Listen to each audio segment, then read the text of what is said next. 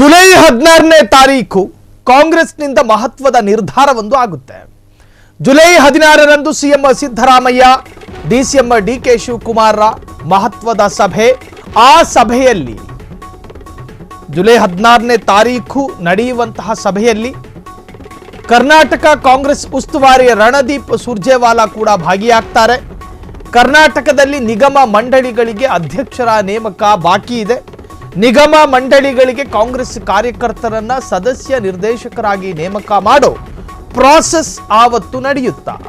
July 16ರಂದು ಬೆಂಗಳೂರಿನಲ್ಲಿ CM DCM Congress ಉಸ್ತುವಾರಿ ಮಹತ್ವದ ಸಭೆಯನ್ನ ಮಾಡ್ತಾರ.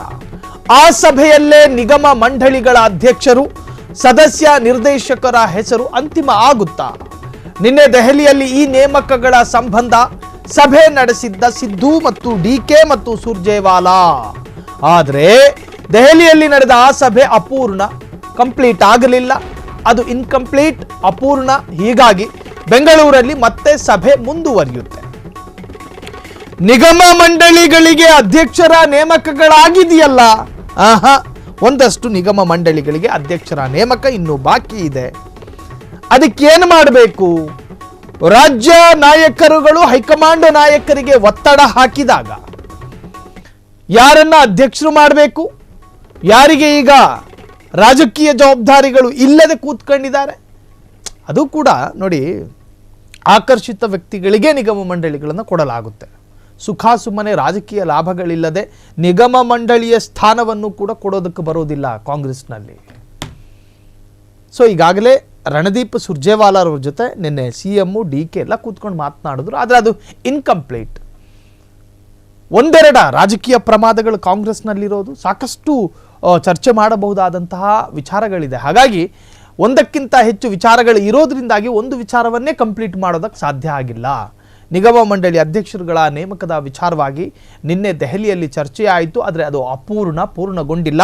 ಹಾಗಾಗಿ ಜುಲೈ 16ನೇ ತಾರೀಕು ಬೆಂಗಳೂರಿನಲ್ಲಿ ನಡೆಯುತ್ತೋ ಮತ್ತೆ ಪ್ಲೇಸ್ಮೆಂಟ್ ಚೇಂಜ್ ಆಗುತ್ತೋ ಐ ಆಮ್ ನಾಟ್ ಶೂರ್. ಆದರೆ ನಡೆಯುತ್ತೆ.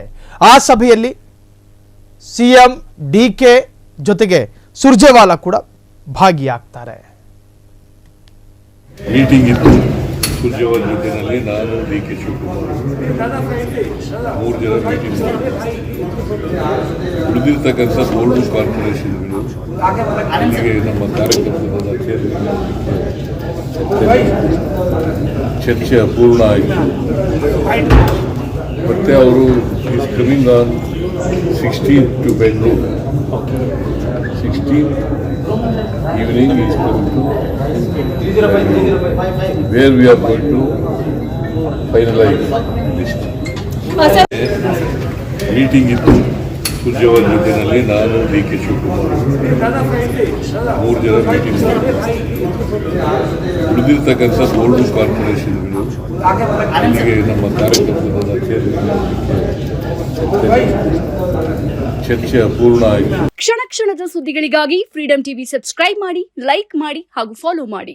ಹೊಸ ಸುದ್ದಿಗಳ ನೋಟಿಫಿಕೇಶನ್ಗಾಗಿ ಬೆಲ್ ಐಕಾನ್ ಮೇಲೆ ಕ್ಲಿಕ್ ಮಾಡಿ.